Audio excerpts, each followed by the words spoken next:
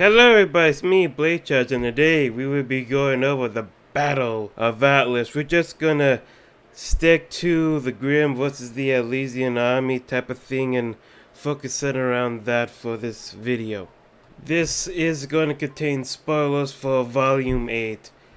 So, Salem with Monstra finally decides to do something and decides to go all up and go D-Day on the Kingdom of Atlas, sending out her Grimm forces to fight against the quickly mobilized Atlas military. So now we're going to talk about what each side is doing during this war. So Salem starts off with Monstro creating its Grimm pool and sending out a bunch of Grimm to go fight the Elysian soldiers. She does first send light infantry units, the Saber-2 South, to go and hail and be sponges for the first wave of fire. Then up the follow-up, the Elephant Grimm, I forget their actual name, goes in for the actual charge and try to put in a dent into the Elysian military's formation. This strategy is a valuable one if you want to protect your heavy hitters by sending in some weaker guys to take up the first hail of gunfire for your big hitters along the way. So this approach is decent at best. Also, Salem does send out Flying Grimm to aid in the assault as well, and also sends the Flying Grimm to go attack the city of Atlas, to start attacking the deadnesses of Atlas, which hasn't been evacuated for some reason. Even though Mantle was under attack, they could have at least started evacuation protocols. Also, Salem does bring these tentacle-like Grimm to help fight off against the Elysian battleships, which they appear to be effective at being able to combat them. I am going to note here that both Salem and Iron don't really do anything during the Battle of Atlas. One thing I will note is that in this battle there really isn't any of those burrowing Grimm that can burrow on the ground and pop back out and shoot acid. We really don't see any of those Grimm being deployed. Now they might have been deployed off screen, but we really haven't seen any of them.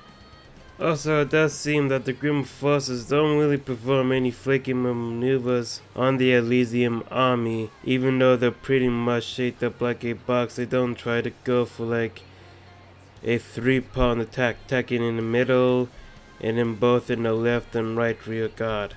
They do have the numbers for it, so it is a missed opportunity.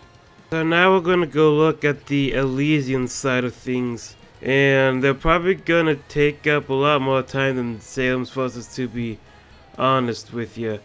So the Elysian army is in this boxed up looking formation. Keep in mind that the Grimm are mostly a melee horde army, so to say. So strengthening up your frontal perimeter such is important and such. But the best way to deal with the horde army, especially like the Grimm, is to have as many guns firing them as possible.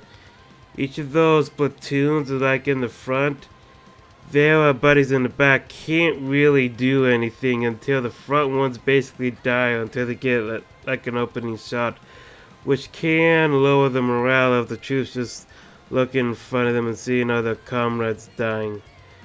Also, as you can see from this picture, and if you can't, I'll tell you. Basically, up on the wall, they only have a couple of guys there monitoring the situation and whatnot. It's fine that you have them there, but there is nobody up there with like long-range weaponry, and there's no cannons up there.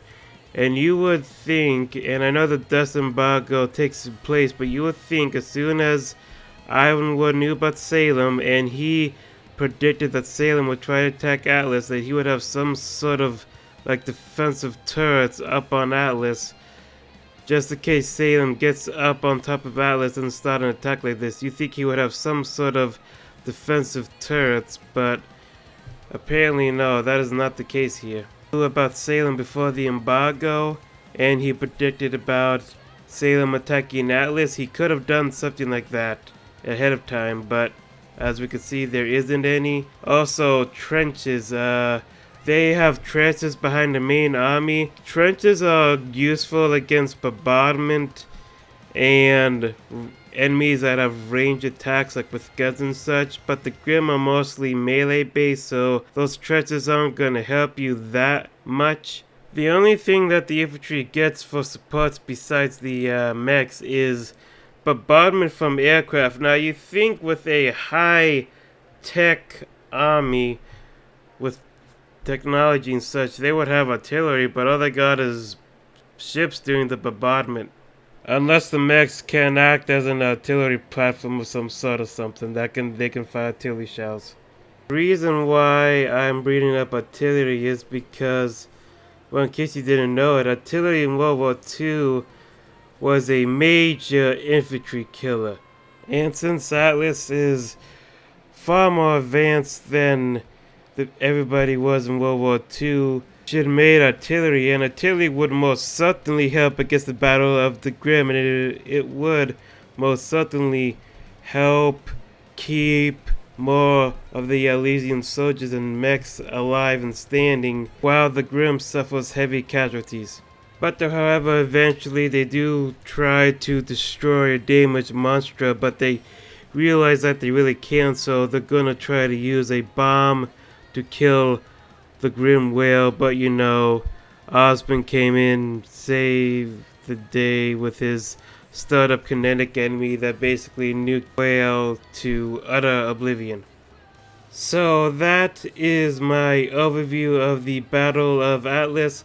I hope you all enjoyed it. I hope my mic quality sounds better this time. I'm using a brand new microphone.